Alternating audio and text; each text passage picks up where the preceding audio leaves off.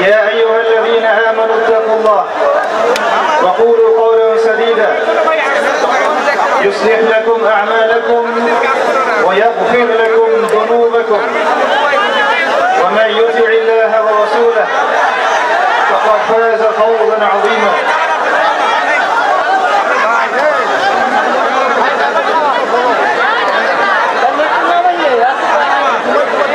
وقال الله تعالى يا أيها الذين آمنوا اصبروا وصابروا ورابطوا واتقوا الله لعلكم تفلحون. وقال الله عز وجل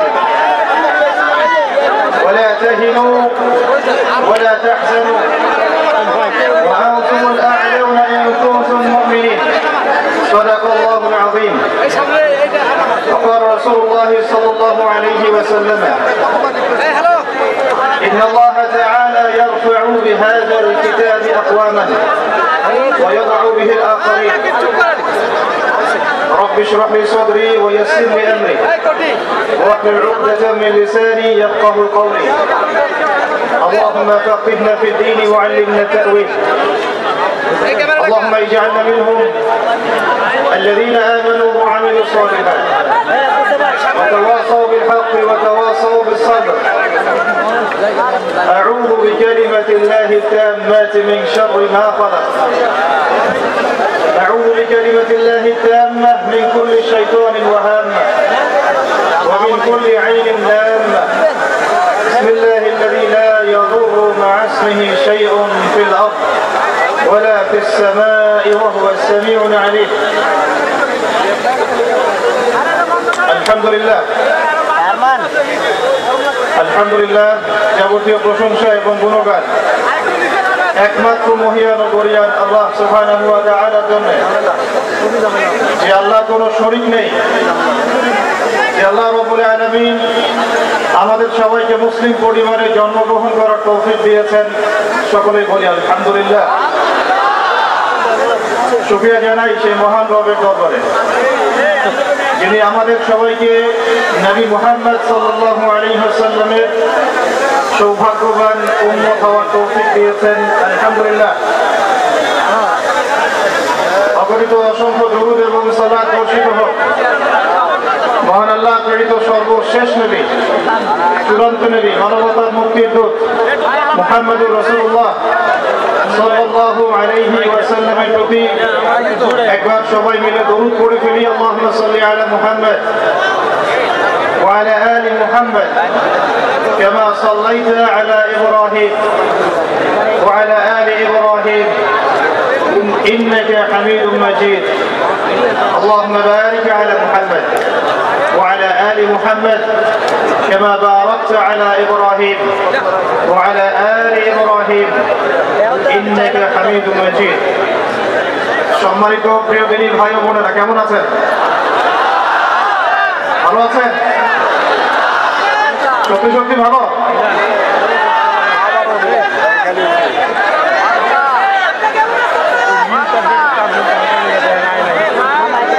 একটু পরিবেশ বজায় রাখি ভাই, আল্লাহর ওয়াস্তে দ্বীনি মজলিসের পরিবেশ বজায় রাখি।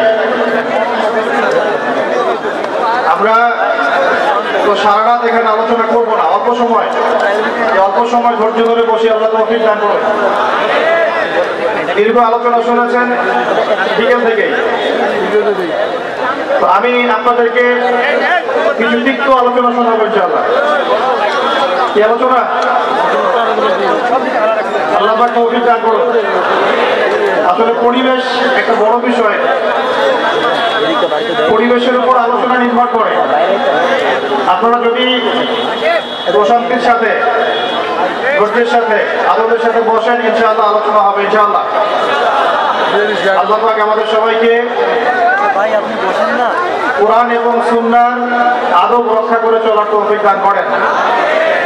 আর যারা খুঁটিয়ে নিচ্ছেন তাদেরকে একটু সময় দেন, আপনারা একটু ধৈর্য ধরেন, তারা একটু সময় নিচ্ছে নিয়ে তারা যখন ক্লোজ করবে আমরা আলোচনা যাচ্ছি ইনশাআল্লাহ। সবার আগে আমরা একটু শুকরিয়া জানাই আল্লাহ পাকের দরবারে, যে আল্লাহ পাক আমাদের সবাইকে দ্বীনি মজলিসে বসার তৌফিক দিয়েছেন। বলি আলহামদুলিল্লাহ। আজকে জুমার রাত চলছে। জুমার দিনে যে আমলগুলো আছে এই আমলগুলো আমরা যেন আগামী কাল থেকে করতে পারি তার আগে একটু জেনে নেই স্পেশাল কি কি আমল করবেন। ওখান থেকে আমার আলোচনার মূল জায়গায় আসবো ইনশাআল্লাহ। প্রিয় ভাইরা আমার দিকে তাকান। জুমার দিনে অবশ্যই বেশি বেশি নবী সাল্লাল্লাহু আলাইহি ওয়াসাল্লামের প্রতি দরুদ পড়তে হবে। আল্লাহ পাক তৌফিক দান করেন। বেশি বেশি দরুদ কেন? জুমার দিনে নবী সাল্লাল্লাহু আলাইহি ওয়াসাল্লামের কাছে স্পেশালি এই দরুদ এবং সালামগুলো পেশ করা হয় এবং আপনি যত বেশি দরুদ করবেন নবীর উপর সালাম পেশ করবেন আল্লাহ পাকের রহমত তত বেশি আপনার উপর নাযিল হবে। আল্লাহ রহমত চাই না? একবার দরুদ পড়লে আল্লাহ পাক 10 বার রহম করবেন ইনশাআল্লাহ। 10টা গুনাহ আল্লাহ মাফ করে দিবেন, মর্যাদার স্তর 10 গুণ বাড়াই দিবেন এবং আল্লাহ পাক আপনার আমলনামা থেকে 10টা পাপ মিটিয়ে দিবেন। তাহলে আমরা যখনই নবীর নাম শুনবো বলবো সাল্লাল্লাহু আলাইহি ওয়াসাল্লাম। কি বলবো ভাই? আমার সাথে সংক্ষিপ্ত একটা দরুদ পড়েন। আল্লাহুম্মা সাল্লি আলা মুহাম্মাদ, আল্লাহুম্মা বারিক আলা মুহাম্মাদ, অথবা আল্লাহুম্মা সাল্লি আলা মুহাম্মাদ ওয়া সাল্লিম, আল্লাহুম্মা সাল্লি আলা মুহাম্মাদ ওয়া সাল্লিম, অথবা আল্লাহুম্মা সাল্লি ওয়া সাল্লিম আলা নবিনা মুহাম্মদ। জুমার দিনে একটা কাজ পেলাম। 2, জুমার দিনে আমরা সকাল সকাল গোসল করবো ইনশাআল্লাহ।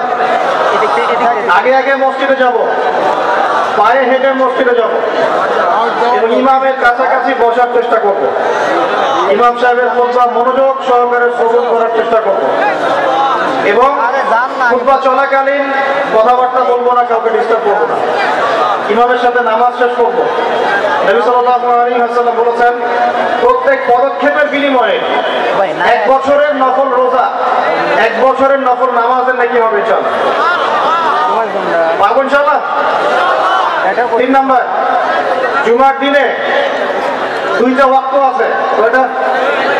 2টা ওয়াক্ত উলামায়ে কেরামের ইজতিহাদ। হাদিসে আছে একটা সময়, হাদিসে আছে একটা সময়। উলামায়ে কেরামের সালাফের ইজতিহাদ যে এটা দুটো হতে পারে, মানে এই সময়ও হতে পারে এই সময়ও হতে পারে। যে সময়ে আপনি যে দোয়াই করবেন কবুল হবে ইনশাআল্লাহ। যে দোয়াই করবেন কবুল হবে ইনশাআল্লাহ। ভাই আমার রাগ ওঠার আগেই আর ধমক খাওয়ার আগে চুপ হয়ে যাও আল্লাহর রাস্তায়। মানে আমার রাগ উঠলে আমি নিজেকে কন্ট্রোল করতে পারি না। রাগ ওঠার আগে আর ধমক খাওয়ার আগে আর কোনো ইস্যু সৃষ্টি হওয়ার আগেই চুপ হয়ে যান আমার রাস্তায়। যে যেখানে আছেন ওইখানে দাঁড়ায় যান, যে যেখানে বসে আছেন ওইখানে বসে পড়েন। আলোচনা যেটা হবে মনোযোগ দিয়ে দিলের কান দিয়ে শুনবো ইনশাআল্লাহ এবং নিয়াত করব। আগে আমি নিয়াত করছি যেন আল্লাহ আমাকে বলা অনুযায়ী আমল করার তৌফিক দেন, আপনাদের সবাইকে শোনা অনুযায়ী আমল করার তৌফিক দেন। প্রিয় ভাইরা, 2টা ওয়াক্ত হচ্ছে। 1, যখন ইমাম সাহেব খুতবা শুরু করেন এই সময় থেকে নিয়ে নামাজ শেষ হওয়া পর্যন্ত এইটুক সময় দোয়া কবুল হবে ইনশাআল্লাহ। আমরা দোয়া কবুল হওয়ার ওয়াক্তগুলো জানি না, তাই দোয়া কবুলের জন্য এখানে ওখানে ধন্যবাদ দেই। অথচ জুমার দিনে আল্লাহ পাক আপনার দোয়া কবুল করার জন্য একদম হাজির। জুমার দিন যখন খুতবা শুরু হবে আপনি দোয়া করা শুরু করবেন মনে মনে। আর খুতবার দ্বিতীয় অংশে ইমাম সাহেব দোয়া করেন, খুতবার দ্বিতীয় অংশে ইমাম সাহেব দোয়া করেন। আমরা বুঝি না বলেই দোয়ায় আমিন পর্যন্ত বলি না। কি বলি না? এই হচ্ছে আমাদের জেনারেশনের অবস্থা। আমরা জানিও না যে কোনটা দোয়া।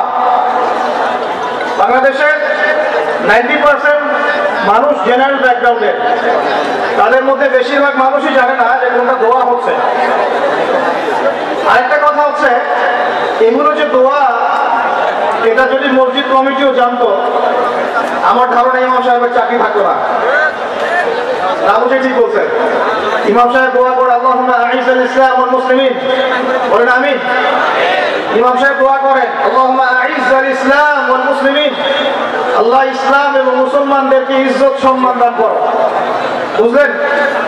কি দোয়া করে? আল্লাহ আপনি মুসলমানদেরকে আর ইসলামকে ইজ্জত এবং সম্মান দান করেন। তখন আমরা বলি আমিন। ওয়াদিল্লা শিরক ওয়াল মুশরিকিন, আল্লাহ শিরক এবং মুশরিকদেরকে আপনি জিল্লতি দেন, ধ্বংস করেন। আর আমরা বলি কি? আমরা কি বলি? আমিন। ভাই আমার দিকে ফোকাস করেন। সেখানে কি কোনো সমস্যা? আপনারা বসে পড়েন না ভাই, সবাই বসে পড়েন, যা করেন বসে বসে পড়েন।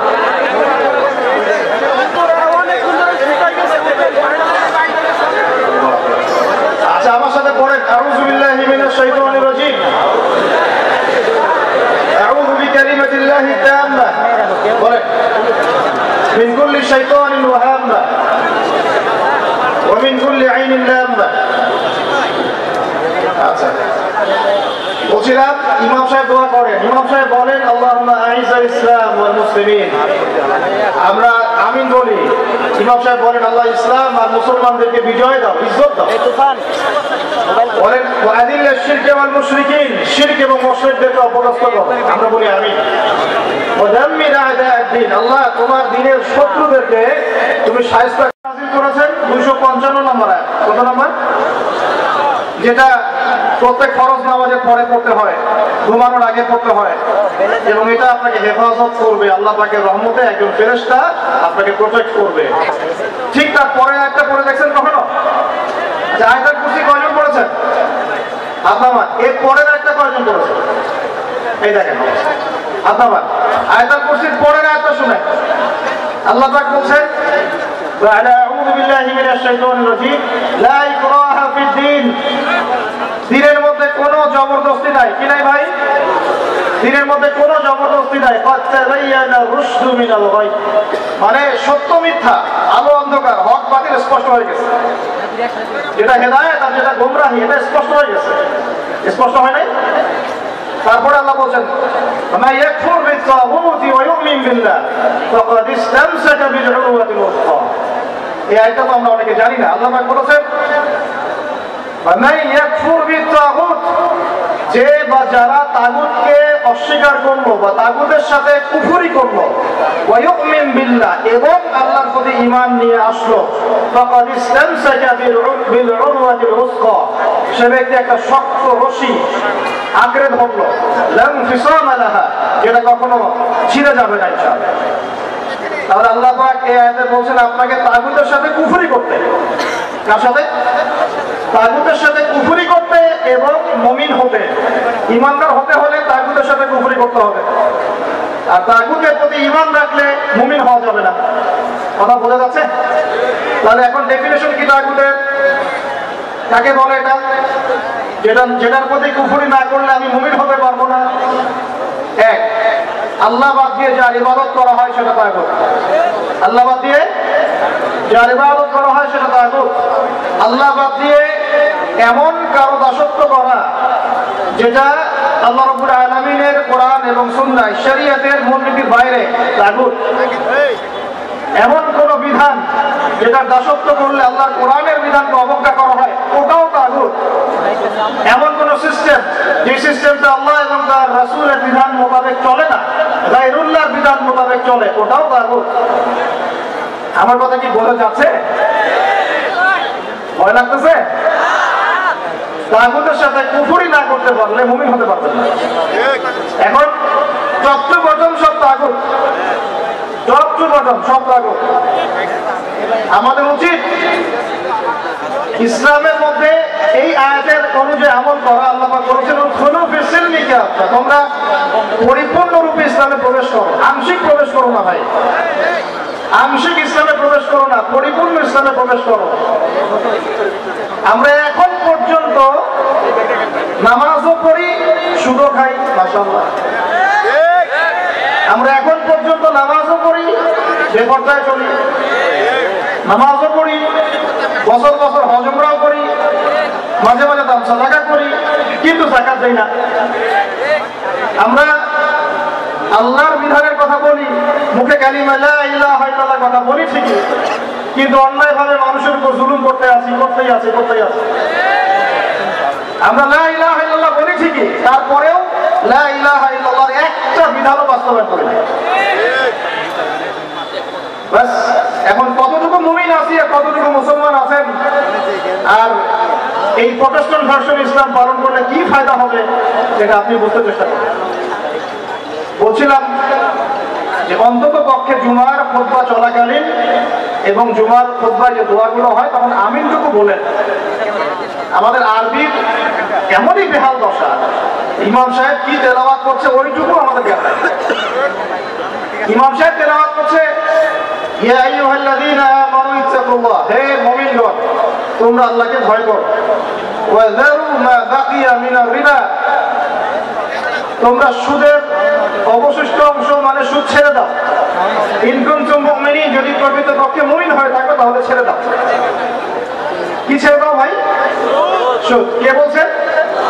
আল্লাহ। তারপরে আল্লাহ পাক বলছেন ওয়া ইল্লাম তাফআলু, যদি তোমরা সুদ না ছাড়ো ফা'যানু বিহারবিন মিনাল্লাহি ওয়া রাসূলিহি, তোমরা আল্লাহ এবং তার রাসূলের সাথে যুদ্ধের ঘোষণা শোনো।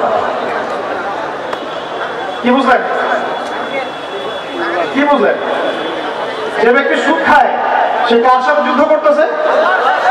আর রাসূলের সাথে। যে ব্যক্তি সুদ খায় সে আল্লাহর সাথে যুদ্ধ করে, রাসূলের সাথে যুদ্ধ করে। মুসল্লি যারা দাঁড়িয়ে আছে, ইমাম সাহেব তেলাওয়াত করছে একটা, মুসল্লি হাই উঠাচ্ছে, হাই উঠাচ্ছে। এই হলো আমাদের আরবির অবস্থা। কোরআনের যে আমরা জানি না তার অবস্থা। এই জন্যই বাংলাদেশের মতো জায়গায় যারা 1.5 মিনিটের খুতবা দিতে 30টা ভুল করে তারাও সাহেব হয়ে বসে আছে। 1.5 মিনিটের খুতবা খালি আলহামদুলিল্লাহ নাহমাদুহু ওয়া নাস্তাঈনুহু ওয়া নাস্তাগফিরুহু ওয়া নু'মিনু বিহি ওয়া নাতাওয়াক্কালু আলাইহি বলতে থাকতে হবে। 1.5 মিনিট লাগে, এর মধ্যে 30টা ভুল হচ্ছে। ভুলগুলো এমন যে একটার সাথে একটা অর্থ এত পার্থক্য হচ্ছে আসমান আর জমিন। বুঝেন? সূরার ফজিলত শুনেছেন, সূরা ভাষায় পড়বেন। আগে আপনারা কোরআন তেলাওয়াত সহি করেন। কোরআন তেলাওয়াত সহি না করে কোরআন পড়তে আসেন। কোরআন তেলাওয়াত পড়তে আসেন না মানে বুঝাচ্ছি তাফসীরে যায়েন না, তাফসীর ব্যাখ্যা বিশ্লেষণ এখানে যায়েন না। আগে আপনাকে কোরআন তেলাওয়াত সহি করতে হবে। আগে কোরআন তেলাওয়াত সহি করতে হবে। আলহামদুলিল্লাহ অর্থ দ্বারাই আল্লাহ পাকের জন্য সমস্ত প্রশংসা। শুধু হায়ের মাখরাজ ভুল হলেই আলহামদুলিল্লাহ বললেই অর্থ উল্টা যায়। সমস্ত নিন্দা আল্লাহর জন্য। নাউজুবিল্লাহ বলেন, নাউজুবিল্লাহ।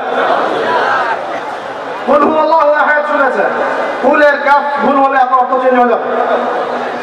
পড়ছেন আলিফ লাম মিম যালিকাল কিতাব লা রাইবা ফি। আলিফ লাম মিম এটা এমন একটা কিতাব যে কিতাবে কোনো সন্দেহ নাই। লা মানে বলেন, লা মানে নাই, রাইব মানে সন্দেহ, ফিহি মানে এর মধ্যে, ফিহি মানে এর মধ্যে মানে কোরআনের মধ্যে।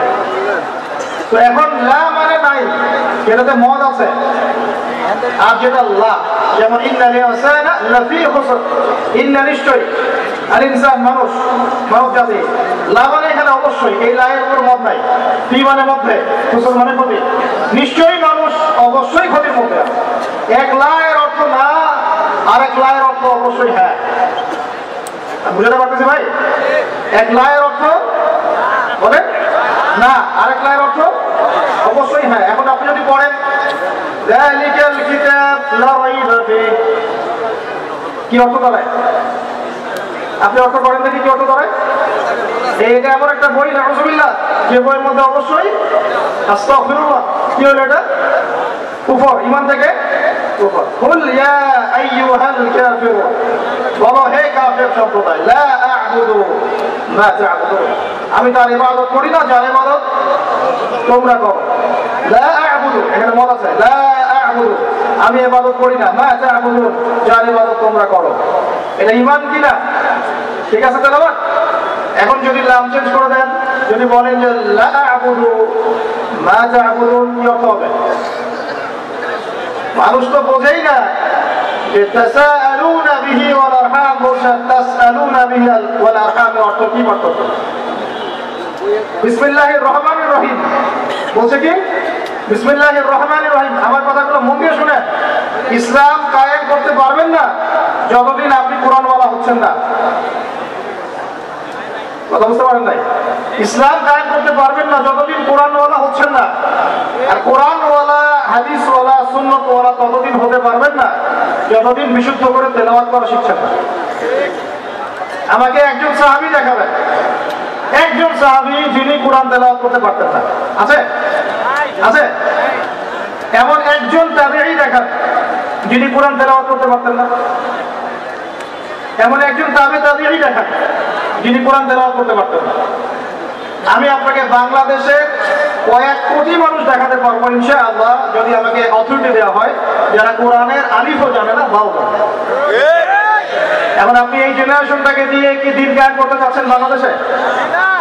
পারবেন? মনে হচ্ছে পারবেন যদি এটাকে প্রশিক্ষিত করতে পারেন। প্রশিক্ষণটা হবে কিসের প্রশিক্ষণ? আগে ইলমের, তাজকিয়ার, ঈমানের, তারপরে দাওয়াতের, তারপর জিহাদের। কথা বলা যায়? আগে ইলমের, আমলের, তাজকিয়ার, দাওয়াতের, জামাআত, ইমারত, তারপরে জিহাদের, এরপরে ইকামতের দিন। আমি আস্তে আস্তে পয়েন্টে আসবো। আমার কথাগুলো মনে হয় আপনারা বুঝতে পারছেন না। বুঝতে পারছেন কি? আমি বুঝাতে চাচ্ছিলাম তেলাওয়াতে এইভাবে ভুল হয়। আর মানুষ এখন এইসব যোগ্য, এই প্রাইমারি লেভেলের যোগ্যতা অর্জন না করেই মানুষ দিনের পথে নিজেকে দায়ী হিসাবে পরিচয় দেওয়া শুরু করছে। এটা খুবই দুঃখজনক। এটা খুবই দুঃখজনক, অবমাননাকর এবং উম্মার জন্য ভয়ঙ্কর ক্ষতিকর। আর আমরা সাধারণ মানুষ অনেক সময় না বুঝে এ ধরনের মানুষকে অনেক উঁচু মর্যাদা দেওয়ার চেষ্টা করছি, না বুঝে। এটা ঠিক হচ্ছে না, কারণ উপকার করতে গিয়ে ক্ষতি হয়ে যেতে পারে বেশি। জুমার দিনে দোয়াগুলো শিখেন, আরবিটুকু শিখেন, কোরআনের তাজবিদ সহকারে তেলাওয়াতটুকু শিখেন। কারা কারা তাজবিদ সহ তেলাওয়াত করতে পারেন হাত তুলে দেখি ভাই। আচ্ছা, এখন হাত নামান। আমাকে এখন বলেন, আপনারা কারা কারা, যদি আগামীকাল সকালে কোরআনের জন্য জীবন দেওয়ার প্রশ্ন ওঠে, কারা কারা দিবেন? ইনশাআল্লাহ।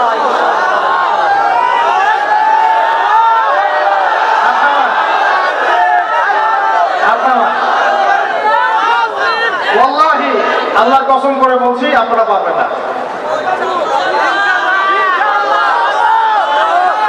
আচ্ছা আচ্ছা, ইনশাআল্লাহ, আল্লাহ কবুল করেন। তাহলে আমাকে আগে কোরআন তেলাওয়াতটা সহি করে দেখান। জীবন দেওয়া অনেক পরের কথা, জীবন দেওয়া অনেক বড় কথা কি না? এটা কি এত সহজ? এত সহজ না ভাই, এত সহজ না। 3 দিনের রিমান্ডে একদম আপাতবাস্তব সব চেঞ্জ হয়ে যাবে।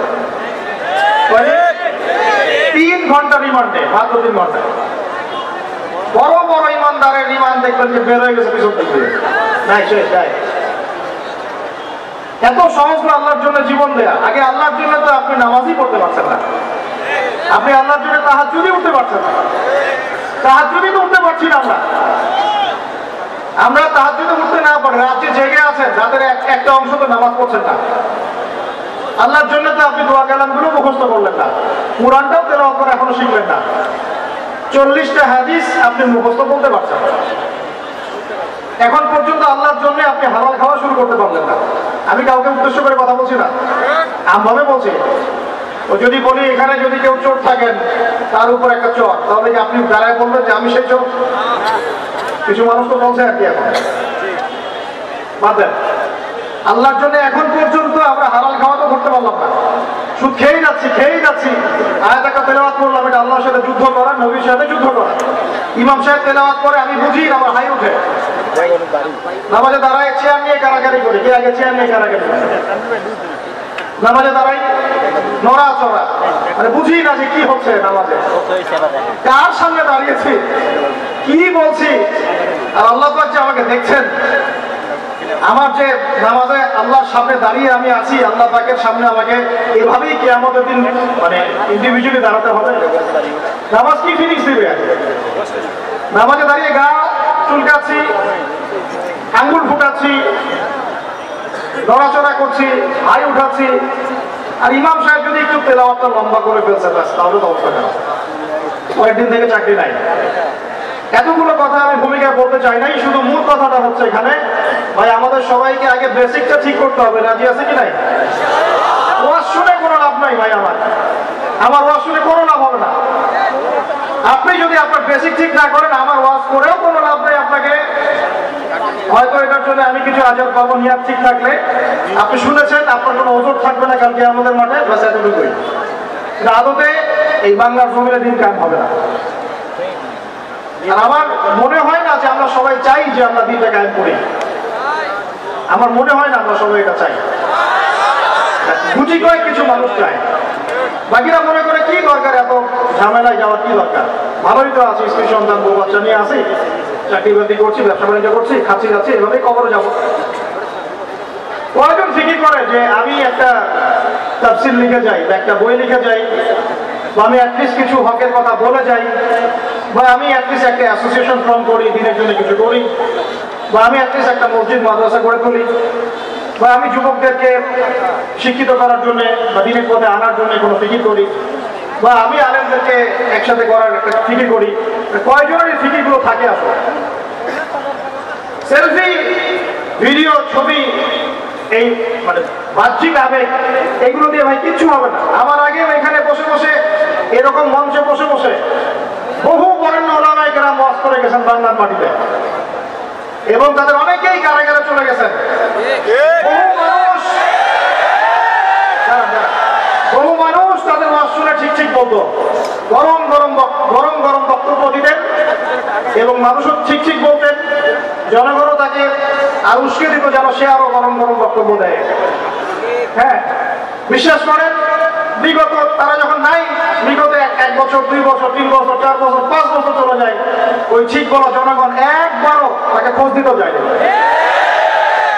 একদিনও দেখতে যায়নি, একদিনও তার পরিবারের খবর নেয় নাই, একদিনও জানে নাই তার স্ত্রী কিভাবে রাত কাটাইছে, একদিনও তার সন্তানের খোঁজ নেয় নাই, তাকে এই বিপদ থেকে মুক্ত করার জন্য টাকা পয়সাও খরচ করে নাই, মামলা মোকদ্দমা দৌড়াদৌড়ি করে নাই। আমরা ফ্যান্টাসিতে দিন কাজ করতে পারবো। আমার কথা একটু তিক্ত, কিন্তু কথাগুলো বাস্তব। আজ না হোক কাল বুঝবেন ইনশাল্লাহ, আজ না হোক কাল বুঝবেন ইনশাল্লাহ। এখন 2023 সাল চলছে, 1444 হিজরি চলছে। 1444 মানে নবী সাল্লাল্লাহু আলাইহি ওয়াসাল্লাম 1444 বছর আগে দিন কায়েম করে চলে গেছেন পৃথিবীতে।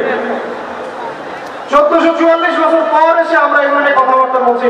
আমরা জানি না আমাদের সামনে জাতিগতভাবে, বৈশ্বিকভাবে আর এমনিতেই ইউনিভার্সাল কতটুকু সময় বাকি আছে, আমরা এটা জানিও না। হাদিসে অনেক আগেই বলা হয়েছে যে এই 2 আঙ্গুলের ডিস্টেন্স যতটুকু, তোমরা আমার 2 আঙ্গুল দেখো, এই 2 আঙ্গুলের ডিস্টেন্স যতটুকু, আমার আগমন আর কি আমাদের দূরত্ব এতটুকু। নবীজি অনেক আগে বলেছেন যে আসর থেকে মাগরিব, সময়টা উদাহরণ মিসাল হচ্ছে আসর থেকে মাগরিব, এইভাবে দিন কায়েম হয় না। আমরা যদি দিন সত্যিকার অর্থে কায়েম করতে চাই, আগে বেসিক ঠিক করতে হবে। আজকে রাতে দোয়া কবুল হবে ইনশাআল্লাহ। এখন যেহেতু আমরা একটা জামাতের মধ্যে আছি, আল্লাহর ফেরেশতারা এটা ঘিরে রেখেছেন ইনশাআল্লাহ। আল্লাহ পাক অবশ্যই আমাদের কথা শুনছেন, দোয়া শুনছেন। সবাই আগে দোয়া করি, নিয়াত করি যে এই নামাজের কথাটা আপনার কানে চলে গেল, আজকের পর থেকে কোনোদিনও যেন নামাজ না ছুটে যায়। জোরে বলেন মুজাহিদদের মতো। আল্লাহ আমাদের দোয়া আপনি কবুল করুন। আমাদের কারো যেন কখনো 1 ওয়াক্ত নামাজও আল্লাহ মিস না যায়, এবং নামাজে আমরা যা পড়বো তা যেন বুঝতে চেষ্টা করি।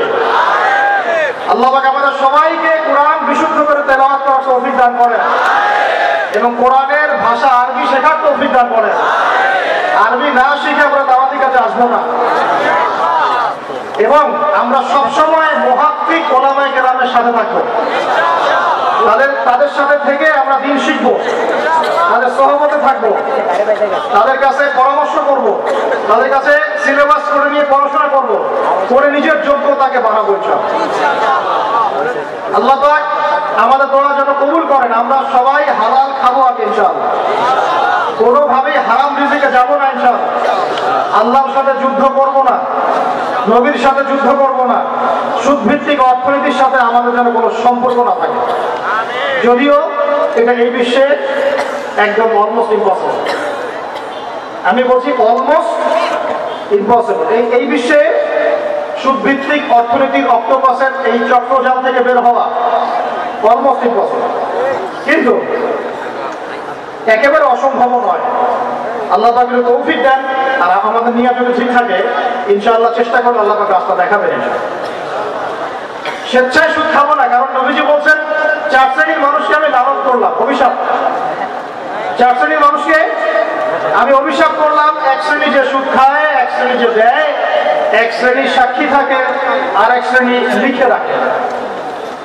আপনি যে জবটার জন্য এত ট্রাই করছেন, আলটিমেটলি জবটা এই 4টার কোনো একটা পড়বে। বুঝতে পারেন নাই? আলটিমেটলি আপনি যে জবের জন্য ট্রাই করছেন এখন, দিনরাত একাকার করে দেখেন কোনো না কোনো ভাবে এই 4টার মধ্যে পড়ে যায় কিনা। পড়ে গেলে আপনার আমার উপরেও নাউজুবিল্লাহ আল্লাহ নবীর লানত অভিশাপ চলে আসে। এদিকে যাচ্ছি, আল্লাহ হেফাজত করুন। আর ভয়ঙ্কর হাদিস তো অনেকদিন বলেছি, অনেকদিন শুনেছেন, আবারও শোনেন, কারণ আল্লাহ পাক সূরা আর রহমানে একই আয়াত 32 বার রিপিট করেছেন। কতবার? ফাবিআই আলাই রাব্বিকুমা তুকাযিবান। একটা আয়াত এতবার বলার কি দরকার ছিল? আল্লাহ পাক কি কোরআনের শব্দের অপচয় করেন? কোরআনে কি একটা শব্দের অপচয় আছে? জুলকারনাইন বাদশা বা অনেকে নবী বলেন আলাইহিস